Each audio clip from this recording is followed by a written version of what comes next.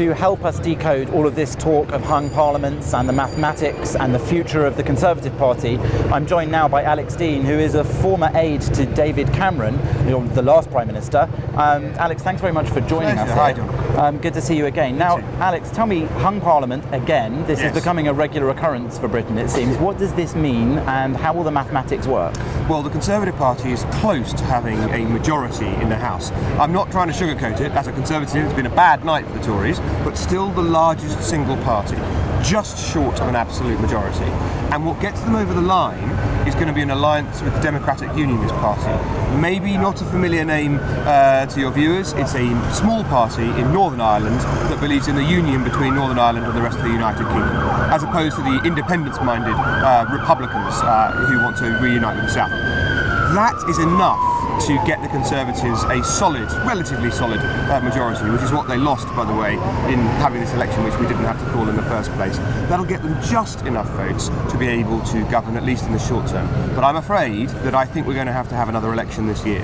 That sort of mathematics will hold for a little while. It'll hold to let government continue, but it will not hold for a 5-year term. So another election coming up maybe in the autumn. Autumn of 2017, I'm afraid. Just what Britain is in the mood for, I'm sure. It's extraordinary. We've had European elections, we've had a general election in 2015, we had a referendum on our membership of the European Union, we've just had a general election. It looks like in 4 years we'll have had 5 national plebiscites. It's looking a bit more Israeli than British in that sense. Quite. And so obviously this is good news for unionists, potentially. What does it mean in terms of foreign policy, for example, in terms of Brexit, and also maybe looking further afield to the Middle East and Israel? In Brexit, it means that there's uncertainty on our side, which must mean an advantage for the Europeans. Theresa May's logic in calling the election was, of course, that she wanted a majority, but it was also that she wanted to have a strengthened mandate to negotiate. Well, here we are, the reverse applies. If you're weak, then you've got a lesser hand at the negotiating table. So that's another reason that we may have to go back to the polls. But Brexit's on a timetable now. We've invoked Article 50. We are going to leave in 2 years. So we've got to get our act together and get negotiating soon. That's one of the reasons we've got to form government and do it quickly. Interestingly, from Israel's perspective, whilst it was no doubt a good night for Jeremy Corbyn, no friend of Israel, I must be clear, reality bites. He's still not Prime Minister, he still doesn't govern. Whilst his influence may have risen, he has no real influence over our foreign policy. And I have to say that's very good news for Israel, because he is no friend of your country.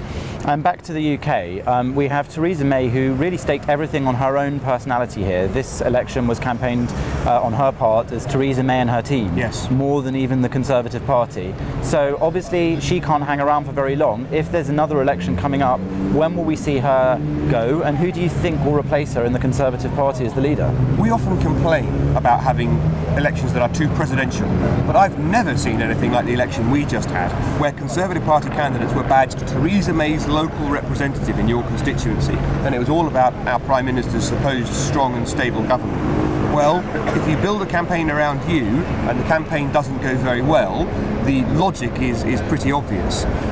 Theresa May's position in this election has been one that I think could have been vastly improved by the use of the team around her. After all, Theresa May at least had the support of her cabinet colleagues who did not campaign with her. Jeremy Corbyn was openly opposed by the majority of Labour Party parliamentary members who formally expressed no confidence in him. Weirdly, it looks like Jeremy Corbyn's far safer in his leadership now, Theresa May far weaker.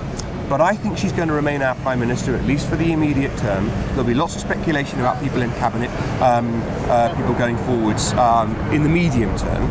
I think it's a great credit and strength of the Conservative Party that we have multiple people who are credible leaders who might take over from Theresa May. David Davis, a man the country knows well and has respected for a long time, who ran against David Cameron for the leadership back in 2005.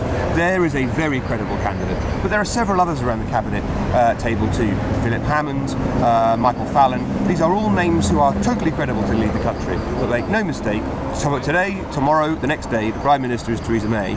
And I think She may, of course, contradict us in 2 hours and announce that she's going, but I'm pretty sure that she is going to indicate that for the good of the country, and indeed for the good of Brexit, she's going to have to stay where she is for the time being.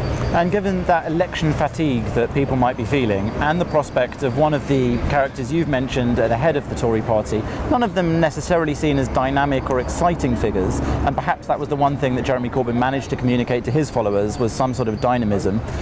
Do you think that that would give the Conservative Party a good chance of winning the next election? Let's be clear, Jeremy Corbyn didn't win the election and the Conservative Party ran a terrible campaign. So my instinct is, we run a better campaign and Jeremy Corbyn's still the leader of the Labour Party, which he will be, then we're going to do better.